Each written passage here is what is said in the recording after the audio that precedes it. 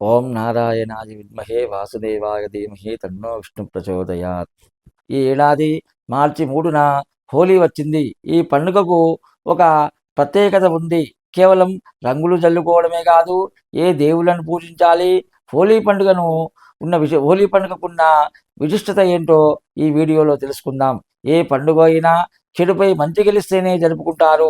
విజయదశమి కావచ్చు, నరక చతుర్దశి కావచ్చు, ఇలా అనేక పండుగలు అధర్మంపై ధర్మం గెలిచిన రోజుగా జరుపుకోవడం అనాదిగా వచ్చింది.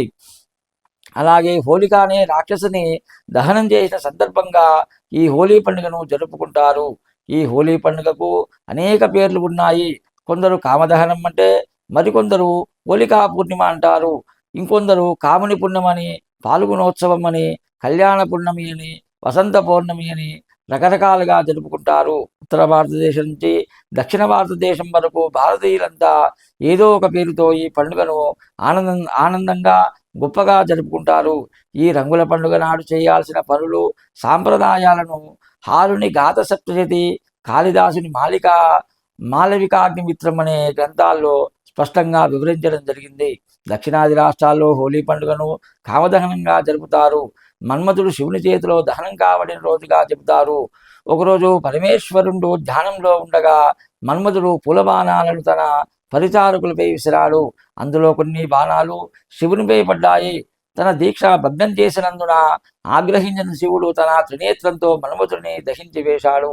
అందుకే కామదహనం అని పేరు వచ్చింది.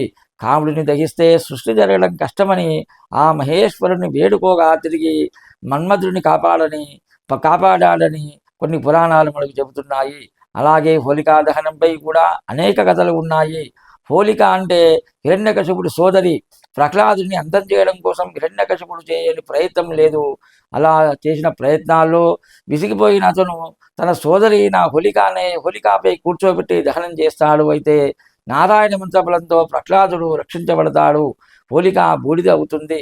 ధర్మకార్యంపై నిలిచే వారికి ఎంతటి కష్టం వచ్చినా దేవుడు కాపాడతాడని ఈ సంఘటనకు ఉదాహరణగా చెబుతున్నాయి కొన్ని గ్రంథాలు.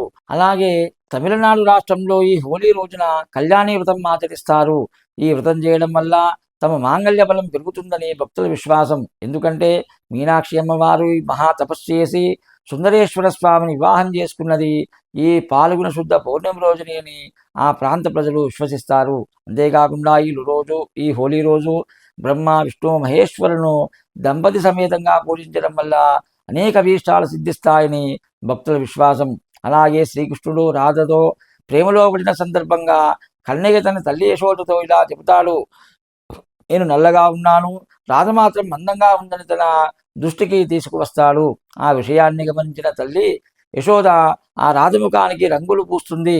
అలా హోలీ నాడు రంగులు పూసుకునే ఆచారం వాడుకలోకి వచ్చినట్లు కొన్ని గ్రంథాలు చెబుతున్నాయి. అలాగే ఈ హోలీ రోజు శ్రీ మహాలక్ష్మి అమ్మవారు ఉద్భవించినట్లుగా శాస్త్రం చెబుతుంది. హోలీ రోజు సాయంత్రం ఇంట్లో దీపం వెలిగించి లక్ష్మీదేవిని పూజించడం వల్ల దారిద్ర్య నాశనం జరిగి అష్టైశ్వర్యాలు సిద్ధిస్తాయని ప్రతీతి. అలాగే ఆ పరమేశ్వరుడికి ప్రత్యేక పూజలు చేయడం వల్ల విశేషమైన సిరి సంపదలు కలుగుతాయి. ఇక హోలీ పండుగ నాడు కొన్ని ప్రత్యేకమైన విధి విధానాలు పాటించాలి. ప్రాతకాలాన్ని నిద్రలేవాలి, తూర్పుకు అభిముఖంగా కూర్చొని శరీరానికి నూనెను పట్టించాలి. అనంతరం అభ్యంగన స్నానం చేయాలి. అనంతరం సువాసినీలతో నుదుటిన తిలకధారణం చేయించుకోవాలి. అలా చేసిన తర్వాత మామిడి పూతను ప్రసాదంగా స్వీకరించి ముఖానికి రంగులు పూసుకొని ఇష్టదైవాన్ని పూజించాలి. అయితే భోగి రోజు మంటలు వేసినట్లుగానే హోలీ ముందు రోజు రాత్రి మంటలు వేయాలి. అందుకోసం కర్రలు, ఆవు పిడికలు, కర్పూరంతో ఒక రాశిగా పేర్చి అందులో హోలికాను దహనం చేయాలి. మనలో ఏదైనా దోషాలు ఉంటే ఆ అగ్నిలో దహించబడతాయని శాస్త్రం చెబుతుంది. ఇలా హోలీ పండుగకు సంబంధించిన విశిష్టత, ప్రత్యేకత, పురాణ కథల ఇతివృత్తం ఈ వీడియోలో చెప్పిన విధంగా హోలీ పండుగను జరుపుకొని ఆ భగవంతుని సంపూర్ణ అనుగ్రహానికి పాత్రలు కావాలని కోరుకుంటూ స్వస్తి. ఈ వీడియో మీకు నచ్చినట్లయితే ఒక లైక్ కొట్టి మీ అభిప్రాయాన్ని కామెంట్ రూపంలో తెలియచేయండి.